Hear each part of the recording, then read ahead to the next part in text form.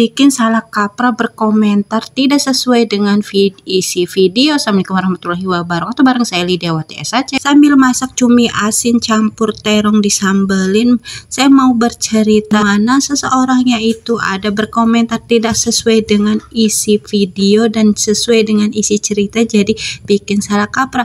Mungkin dia itu tidak melihat ataupun tidak mendengar ataupun tidak menyimak isi videonya itu sampai selesai, sehingga berkomentarnya pun tidak sesuai dengan isi video. Kemungkinan dia itu cuma melihat dari judulnya saja tetapi tidak menyimak isi videonya sampai selesai, ataupun sama sekali tidak melihat tapi dia berkomentar, dimana salah satu VOD aku itu kan isinya itu tentang yang mana Pak suami itu kan telat pulang gawe, sedangkan yang di rumah itu saya sendiri dan menunggu kepulangan Pak suami yang pulang gawe, bukannya Pak suami yang nunggu saya pulang gawe. Beginilah isi komentar dari salah satu akunnya ya teman-teman, coba teman-teman simak.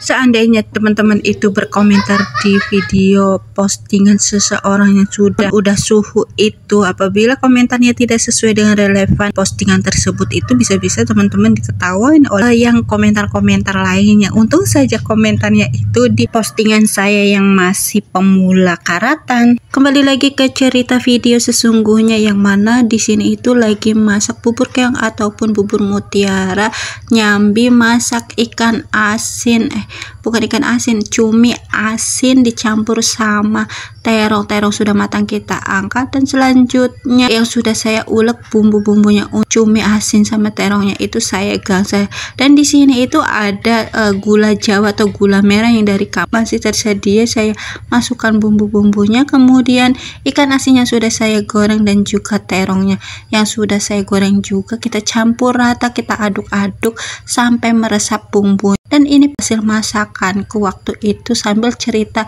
tentang bagaimana orang yang berkomentar tidak sesuai dengan relevan. Di sini saya masaknya itu siang ya teman-teman, karena Pak suami sendiri itu shift 2, jadi untuk bekal Pak suami gawe. Selesai masak terong dicampur sama cumi ikan asin itu, selanjutnya untuk pelengkap bubur mutiaranya itu saya mau bikin santan, yang mana pertama-tama kita masukkan tepung tapiokanya beberapa sendok dan kemudian santan. Karena tempat santannya itu kayaknya terlihat masih ada beberapa eman-eman, saya kasih sedikit air untuk dikoncrangin atau dibersihkan dari wadah santan tersebut.